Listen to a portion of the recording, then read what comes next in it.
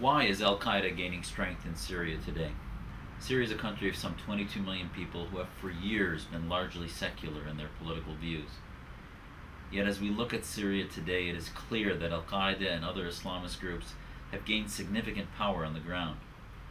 While the number of radicals may be small compared to the overall Syrian population, estimates are that there's less than 150,000 radicals, their methods are dangerous and their reach is growing every day.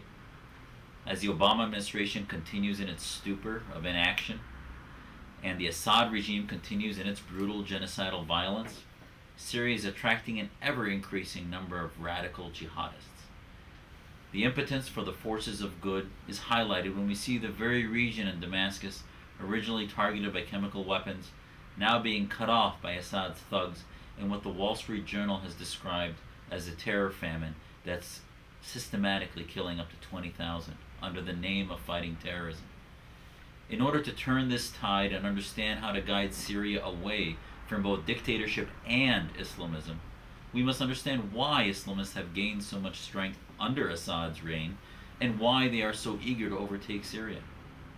At the start of the revolution, militants like al-Qaeda-linked al-Nusra had no foothold within the protest movement and later organized rebel forces. And yet 2.5 years later, in over 110,000 souls dead, Syria is demoralized. The free world has neglected the good fighting against the vicious, merciless dictatorship, leaving a leadership vacuum that the Islamists in the region and the world have been more than willing to fill. So now even secular Syrians are sadly turning to their lone ally, Sunni Islamists, for help, as are other minorities. Obviously, Islamists aren't interested in toppling Assad to support the Syrian people's dream of freedom and democracy. Their goal is a worldwide Islamic state, Islamist hegemony, and Syria is the key to that vision. Saudi Arabia and Qatar are flooding Syria with money and fighters, not just to topple Assad, but also to indirectly fight Shia Iran and ensure that their brand of Sunni Islam dominates the region. On the other side, Iran sees Syria as vital to their growing hegemony. With the help of Russia, Iran has stood steadfastly by Assad as he maintains power and also empowers Hezbollah.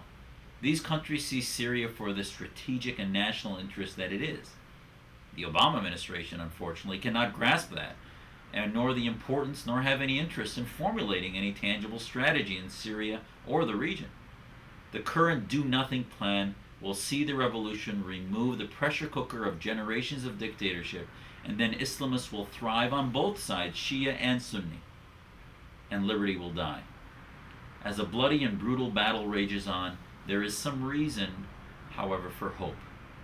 There is now a second front rising against both Assad and the Islamists of al-Qaeda from the Free Syria Army and the Kurds in northeast Syria, against the Islamists.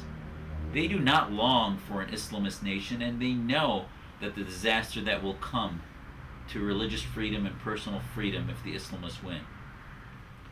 Syria is a clinic of all that is wrong with our policies and our strategy against radical Islam, political Islam, and the old fascists of Arab nationalists like the Baathists of the Assad regime. Today, Syria is the world's greatest magnet for jihadism, thanks to the Assad regime. Until the Obama administration and liberty-minded people everywhere understand this and support those who pursue the third pathway of liberty, we will not see a solution, and we guarantee failure in the region and a tremendous blow to global security and American and Israeli interests. Please visit us at the American Islamic Forum for Democracy at aifdemocracy.org if you have any interest in real solutions in the region and against radical Islam.